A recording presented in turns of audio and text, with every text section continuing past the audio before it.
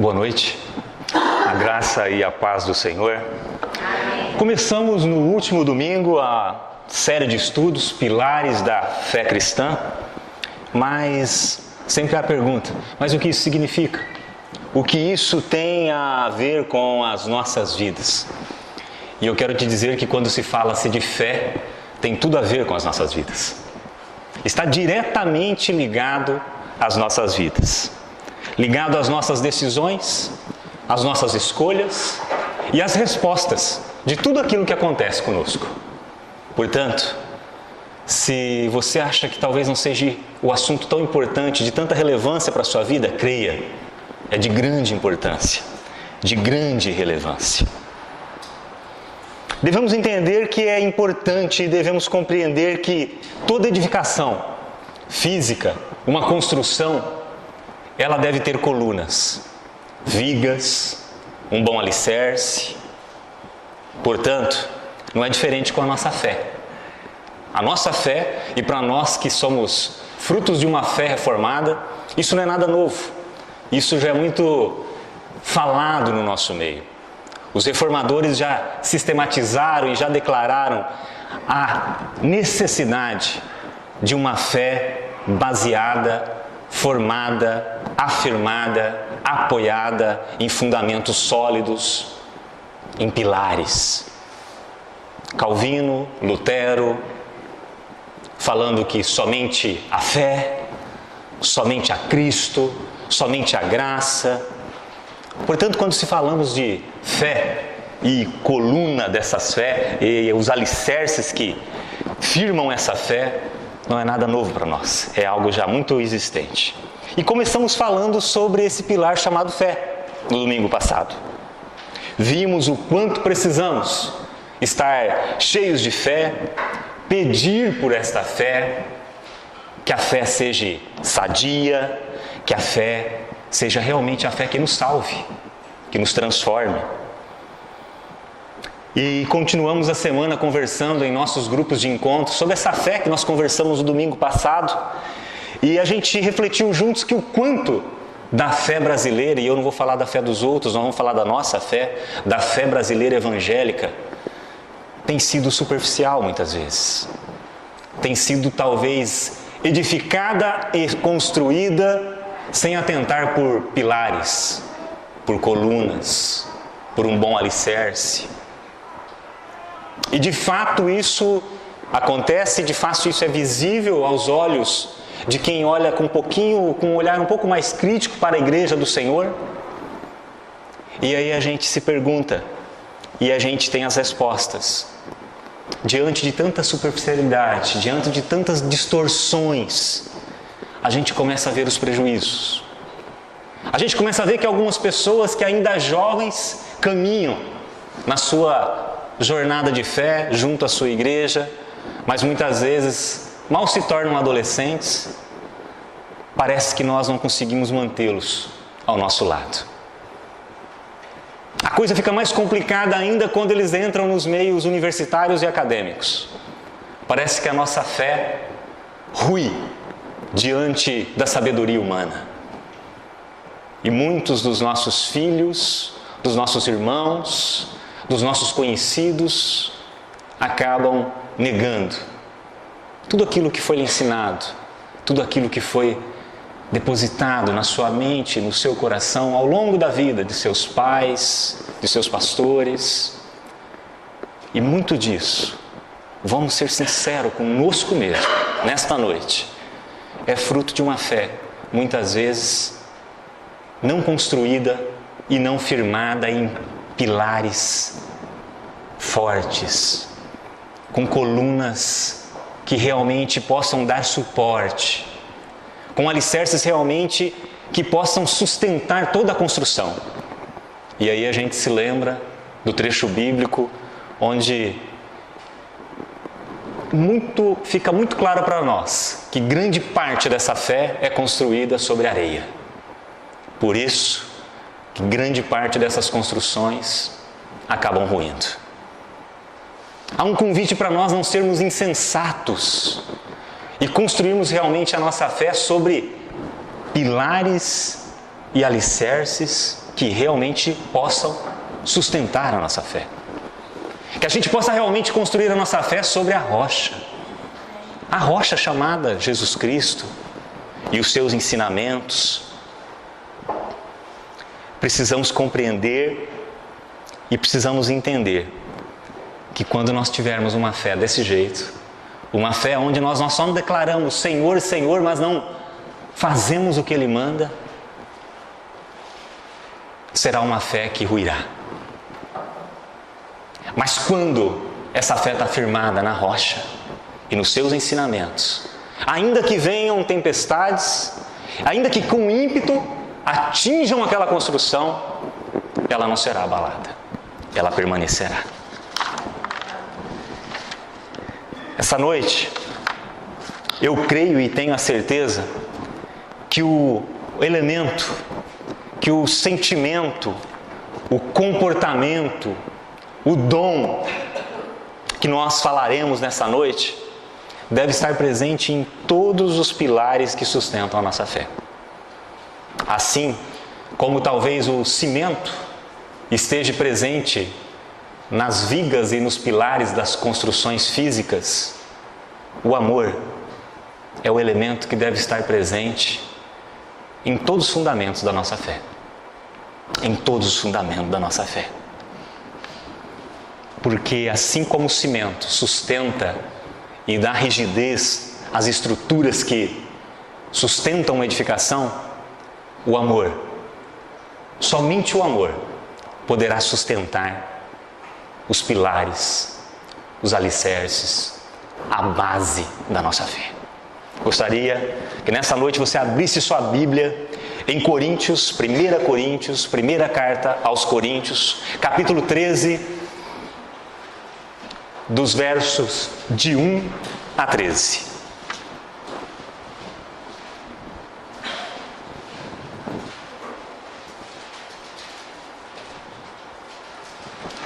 Primeira carta aos Coríntios, capítulo 13, dos versos de 1 a 13. Onde diz assim a palavra do Senhor: ainda que eu fale as línguas dos homens e dos anjos, se não tiver amor, serei como o sino que se ressoa e como o prato que retine. Ainda que eu tenha o dom de profecia e saiba todos os mistérios e todo o conhecimento, e tenha uma fé capaz de mover montanhas, mas se não tiver amor, nada serei. Ainda que eu dê aos pobres tudo o que possuo e entregue o meu corpo para ser queimado, mas não tiver amor, nada disso me valerá. O amor é paciente, o amor é bondoso, não inveja, não se vangloria, não se orgulha, não maltrata, não procura seus interesses, não se ira facilmente, não guarda rancor. O amor não se alegra com a injustiça, mas se alegra com a verdade. Tudo sofre, tudo crê, tudo espera, tudo suporta. O amor nunca perece, mas as profecias desaparecerão. As línguas cessarão, o conhecimento passará, pois em parte conhecemos e em parte profetizamos.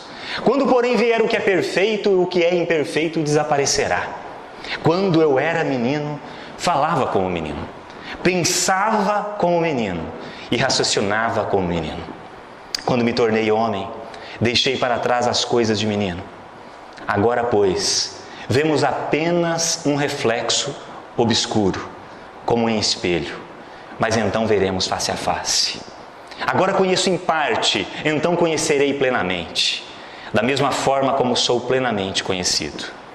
Assim, permanecem agora esses três: a fé, a esperança e o amor.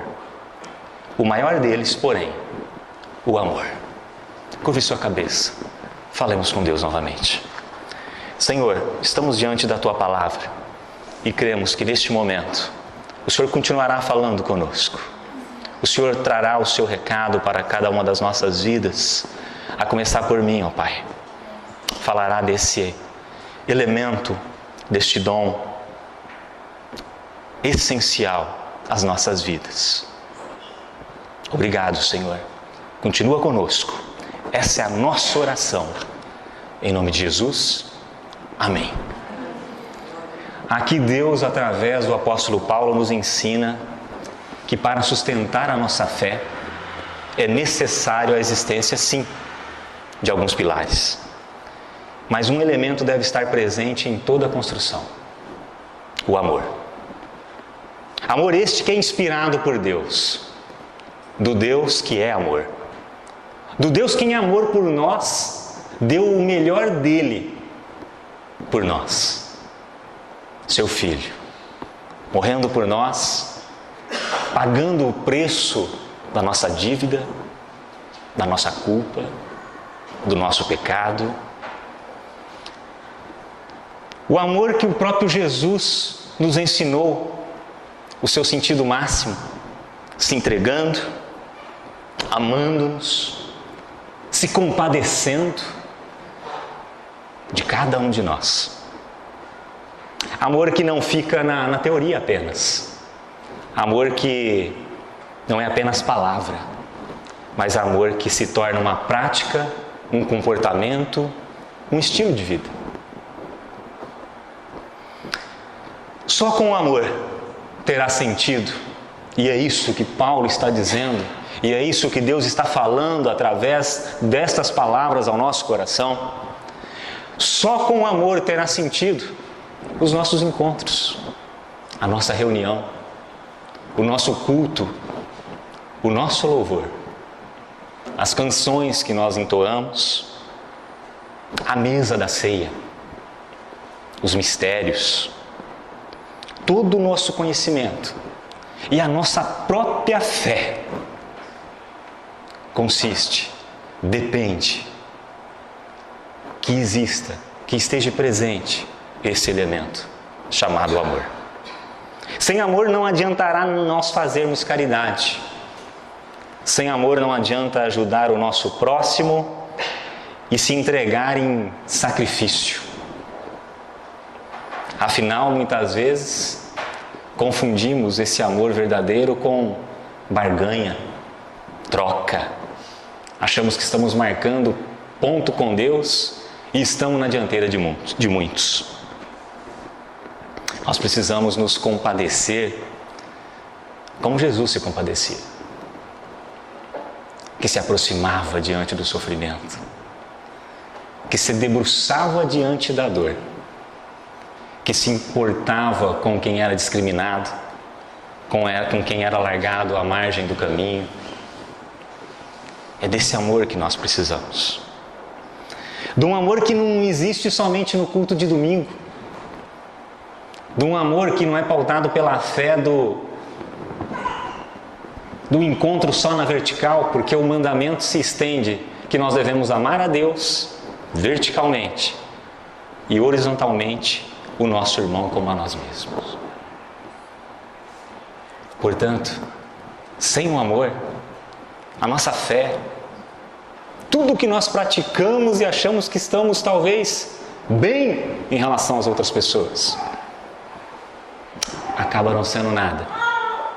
A nossa própria fé, uma fé talvez que possa até demonstrar grandes poderes, mover e mudar algumas situações, ainda essa, se não houver amor, não vale nada. É interessante que nos nossos dias a gente ouve muito sobre o amor. As nossas novelas estão pautadas e recheadas e declamadas essas palavras. Os filmes, as minisséries, os programas de finais de ano, as redes sociais. A palavra amor é muito presente em nossos lábios. Mas nunca a palavra que foi tão falada, tão pronunciada, tão fácil de ser ouvida, em qualquer momento do dia, nunca deixou de fazer tanta falta. Nunca ela foi realmente tão necessária, mas não só como palavra, mas como um comportamento, como um elemento essencial às nossas vidas, às nossas relações, seja com Deus, seja com o nosso próximo. Portanto, o amor tanto declarado por aí É o amor que nós mais precisamos, mas do amor verdadeiro, do amor que não vem de nós, porque está aí outro dos nossos enganos. Achamos que podemos nos suprir de amor, ou que alguma coisa possa suprir esse amor em nós, seja o outro, sejam bens materiais, seja o meu sucesso profissional, seja a carreira que eu escolhi, seja os títulos que eu possuo, o dinheiro que eu tenho na conta. É impossível. Você não pode produzir e não pode vir nem de mim nem de você esse amor. Esse amor só pode vir unicamente daquele que na sua essência é amor, unicamente do Pai. Um amor que você percebe claramente estar ausente em nossos contextos de vida. Afinal, você olhando para esse texto aqui, eu te pergunto, você tem olhado por aí e tem observado talvez muita gente paciente? Gente esbanjando paciência lá fora?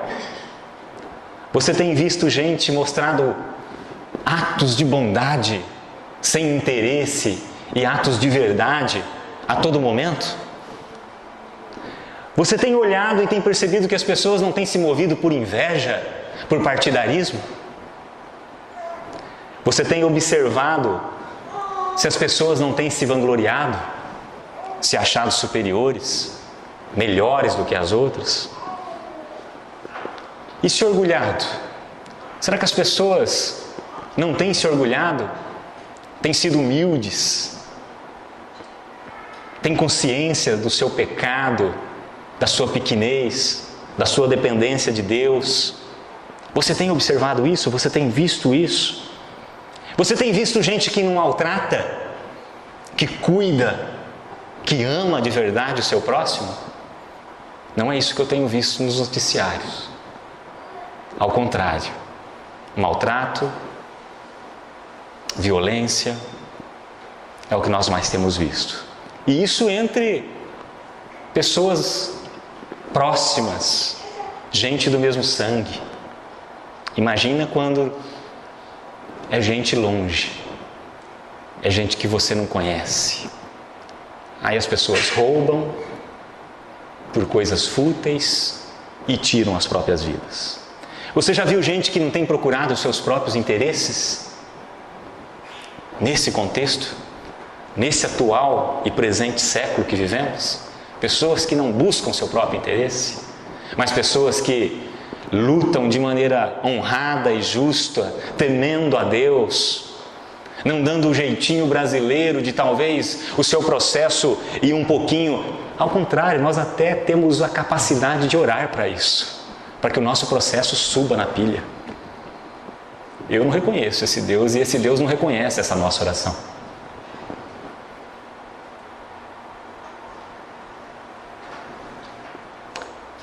Você tem visto gente que não se ira facilmente? Quando a gente olha para o trânsito. Essa semana quase me vestiram uma farda novamente, porque se iraram de tal maneira que queria que eu fizesse alguma coisa com uma pessoa que estava cometendo uma infração de trânsito. A coisa sobrou para mim. Veio para o meu lado. Eu falei, olha, já faz algum tempo que eu não exerço essa função. Porque as pessoas se iram facilmente. Elas declaram ter direitos pessoais, direitos que passam por cima das outras pessoas. Guardado o rancor. Eu acho que isso não tem acontecido, né? Nós não temos visto pessoas magoadas, pessoas que guardam rancor, pessoas que deixam a sua ira dormir consigo e transformam aquilo numa verdadeira doença em suas vidas. Carregam consigo amargura, falta de perdão e rancor. Você tem visto um amor verdadeiro que não se alegra de forma alguma com a injustiça? Ao contrário, tem alguns que aplaudem, que alguns acham que é certo. Ao contrário, a gente tem comentado muito, e eu comento muito isso em aula com os jovens. Nós vivemos um século em que nós chamamos o mal de bem, e o bem a gente não faz nem questão de vivê-lo em nossas vidas. As bruxas agora ganharam as telas de TV como bruxas não tão más assim, elas são boazinhas. Não é tão má assim ser bruxa. Elas têm um lado mágico, um lado bonito na história. Vampiro é o galã do filme. E afinal de contas, ele só mordia gente que não fazia coisas boas. Essa é a nossa cultura. É esse o mundo que nós temos vivido hoje. Gente que não se alegra com a verdade, porque a verdade dói. Quarta-feira nós aprendemos um pouco mais, estudando um pouco mais sobre a oração, e a gente falava que a oração vem como luz sobre as nossas vidas. Ah, meu amigo, luz mostra os cantos escuros das nossas almas, aquilo que nós precisamos mudar, aquilo que precisa ser modificado, transformado, abandonado. A pessoa ouve uma vez só, recua, ela não quer isso para si, ela não quer olhar para si mesma e confessar os seus próprios erros, suas próprias escolhas equivocadas, o seu jeito de acreditar que por si só ela pode gerar amor e se suprir de amor. O amor, muitas vezes, aos nossos olhos e diante de algumas situações, parecerá meio que imperfeito. Muitas vezes, em algumas situações em nossas vidas, nós olharemos para algumas coisas acontecendo e parecerá que a imagem está um pouco, talvez, obscura, distorcida. Assim como Paulo está dizendo aqui. A verdade é que muito do que acontece com as nossas vidas, nós estamos olhando um bordado pelo avesso. E bordado pelo avesso, as bordadeiras aqui de plantão, eu sei o que elas enxergam. São pontas de linha, nós, até algumas que têm uma preocupação grande com o avesso, para que o avesso fique melhorzinho. Mas sempre será o avesso. Não mostra a obra na sua totalidade, não mostra o bordado ou a tapeçaria já pronta do jeito que ela tem que ser, porque é o avesso. E é assim que nós temos enxergado muito do que acontece conosco, pelo avesso. Mas aqui diz que o que é perfeito um dia chegará diante de nós. O lado correto do bordado será mostrado para cada um de nós. Aí nós compreenderemos. Não será mais uma imagem obscura ou distorcida por um espelho, mas será face a face. Será real, plena, viva. E aí nós compreenderemos. Se não compreendermos, nós podemos usar aquilo que o pastor Leandro fala e tantos outros falam também. Anote na caderneta. Chegando lá na eternidade, a gente pede a explicação. Apesar que eu creio que quando nós chegarmos lá, todas serão explicadas, elucidadas, só ao nós pisarmos na eternidade. Eu quero te fazer uma pergunta nessa noite. Também precisamos deixar de ser crianças. Aqui fala isso. E nos deixarmos de ser meninos e meninas, e agora homens e mulheres. Mais conscientes. Mais maduro dessa dimensão de amor que nós necessitamos. Dessa dependência e de quem supre o verdadeiro amor. Desse elemento que não pode faltar em nossas vidas. E para isso, muitos de nós, a começar por mim, devemos deixar de ser meninos. Deixar de chorumingar, reclamar, murmurar. E nos tornarmos homens, conscientes das nossas fragilidades, da nossa dependência e da nossa incapacidade de produzir e de nos suprir de amor. Tem que haver o pilar da fé.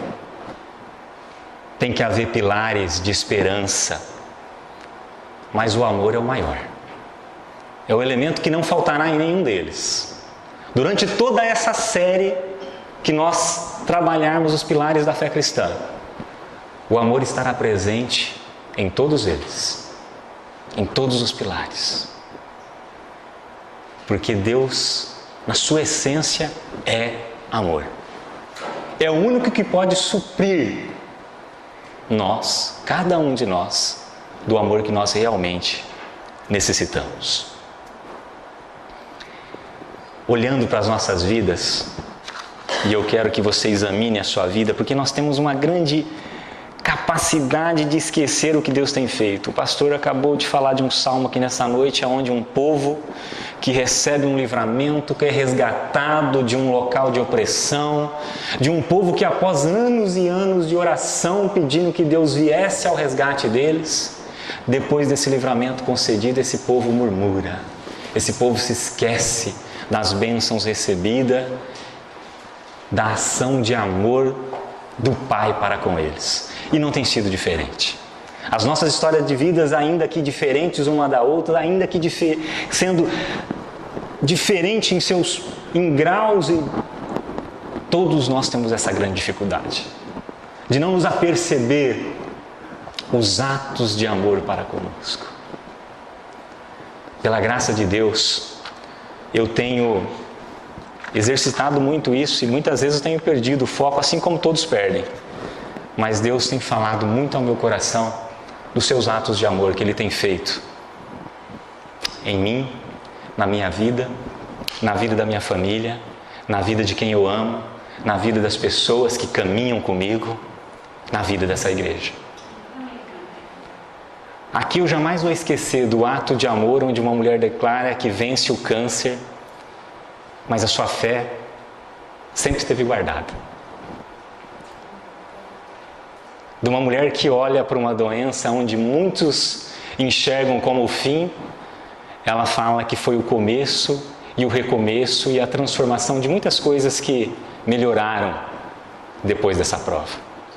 E eu compartilho isso porque ela constantemente compartilha isso conosco. E a prova de Deus ter amado ela e ter se movido com o seu amor na direção dela, tem me sustentado. É olhando para outras irmãs que com lutas familiares, cumprindo papéis que nem seus são, tendo que fazer o papel de mãe quando é avó, tendo que fazer o papel de pai quando não é pai, supre sua família de fé, de oração, tudo espera, tudo suporta, tudo crê. Eu vejo mãe que filhos tomam rumos distantes, escolhem profissões e vão para longe. E essa distância muitas vezes dói, machuca, faz com que lágrimas derramem. É com gente desse tipo que Deus tem falado ao meu coração.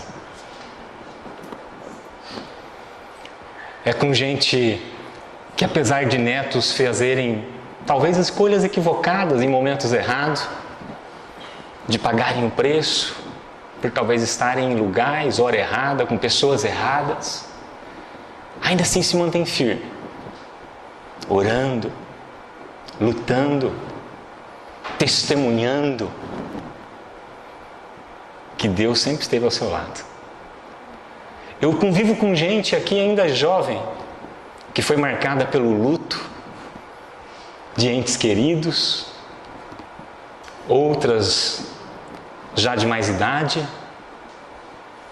que sentem falta dessas pessoas, saudade, mas que sempre testemunham o amor e o conforto que Deus tem colocado em seus corações. Eu vejo casais inseparáveis, gente que enfrenta lutas que eu olho e falo: será que eu suportaria? Será que eu teria o mesmo vigor? Será que a minha fé seria pautada pelas mesmas colunas, pelos mesmos pilares, pelas mesmas bases, pelos mesmos alicerces? E quando você acha que eles já venceram, as lutas aumentam,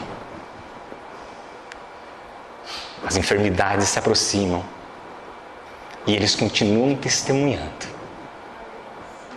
eles continuam declarando que o amor de Deus é presente na vida deles e dos seus.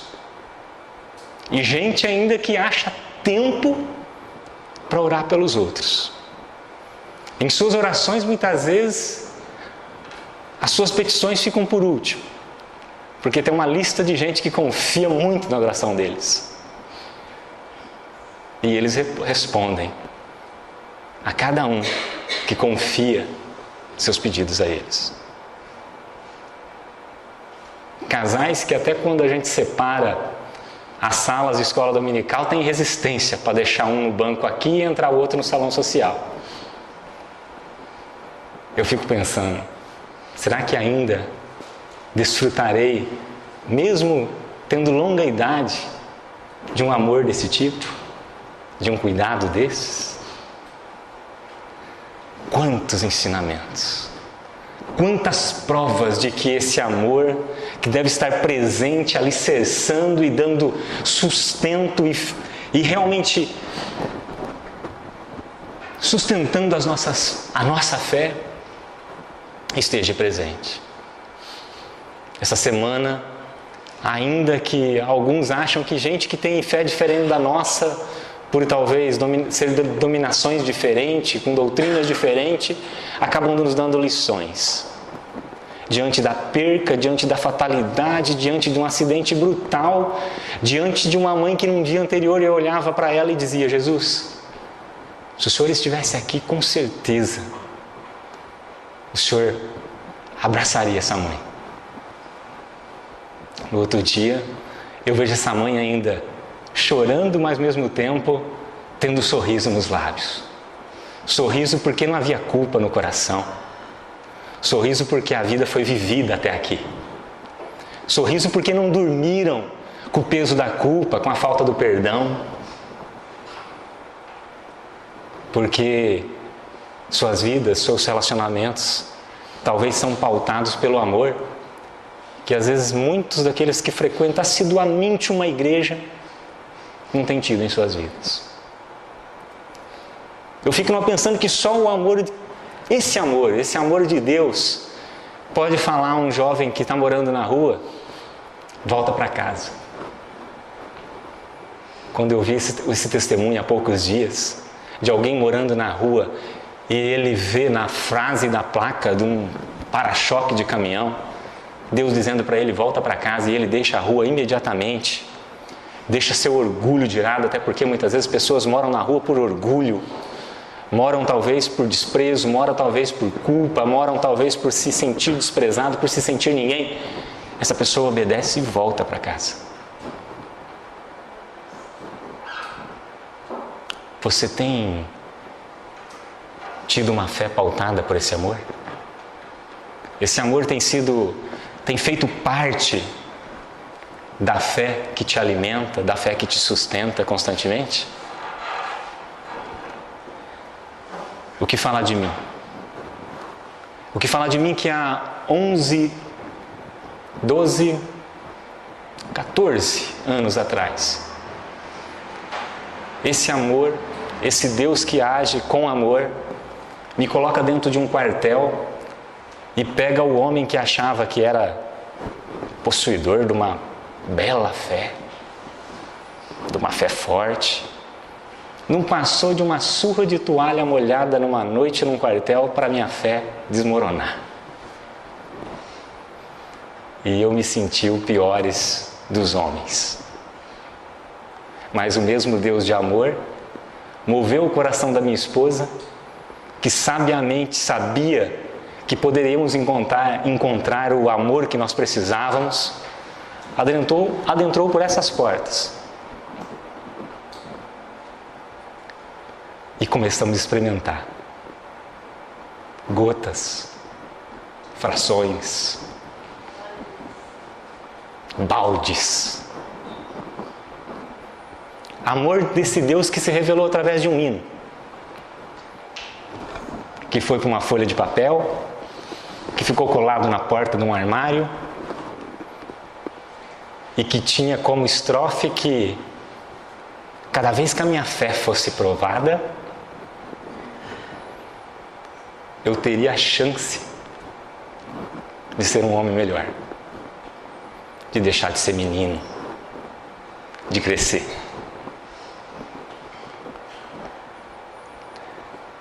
Foi esse Deus de amor que esse ano,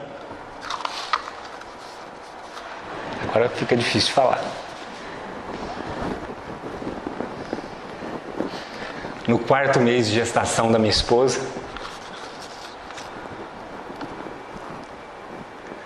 recebemos um diagnóstico de que nossa filha, e um médico conceituado, alguém que não costuma errar, diagnosticou uma malformação nos seus pezinhos. E já nos antecipou que deveríamos procurar um bom ortopediatra, pessoas que acompanhassem o nascimento dela para que talvez providências pudessem ser tomadas logo na hora que ela nascesse. Porque a gravidade dessa malformação só poderia ser realmente vista e calculada na hora do nascimento. Como homens e mulheres frágeis como somos, o medo de que os nossos filhos possam sofrer dores, preconceitos, tudo passa na sua cabeça naquele momento. Não usar talvez um sapatinho, afinal nós vendemos muitos sapatinhos, belos sapatinhos, e talvez ela não pudesse usar um daqueles sapatinhos que nós vendíamos. Nós nos jogamos na presença de Deus. E esse Deus de amor nos visitou numa tarde. E a minha oração, eu não minto, uma oração de um homem de muito pouca fé. De um homem que orou e pensou, bom, se Jesus orou, Senhor, se for possível, afaste-nos esse cálice, mas contudo, seja feita a sua vontade. Contudo que a gente não te envergonhe diante de qualquer situação que seja. E que se isso for para nós, que a gente seja os melhores neste momento, com a sua força, com o seu amor nos direcionando. Meses depois, ou um mês depois, ou nem isso, um novo diagnóstico. Ninguém conseguiu ver mais nada.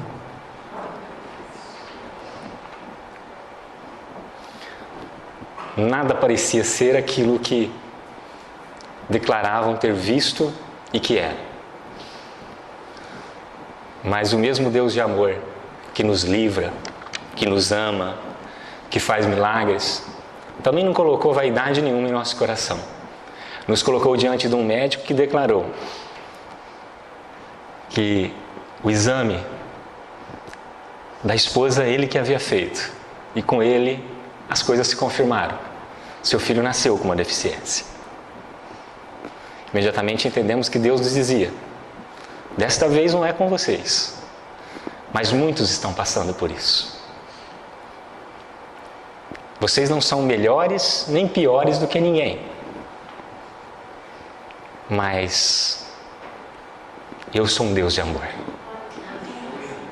Eu sou um Deus de amor, um Deus de graça, um Deus de milagre, um Deus que caminha na direção de vocês, um Deus, só Deus, para suprir o amor que nós necessitamos. Portanto, nesta noite, que a sua fé, a fé que você exerce não só aqui, mas a fé que você vai ter que exercer lá fora, assim como a minha, seja suprida e pautada pelo amor verdadeiro, pelo amor que só pode vir de Deus. Demoramos um pouco para dar esse testemunho porque talvez tempos atrás a gente ainda não conseguisse falar. Mas hoje nós conseguimos. Hoje nós tivemos oportunidade. Hoje aprove ouvir aqueles que necessitavam ouvir. De que nós servimos um Deus de amor. E um Deus que supre todo o amor que nós necessitamos. Graças a Deus.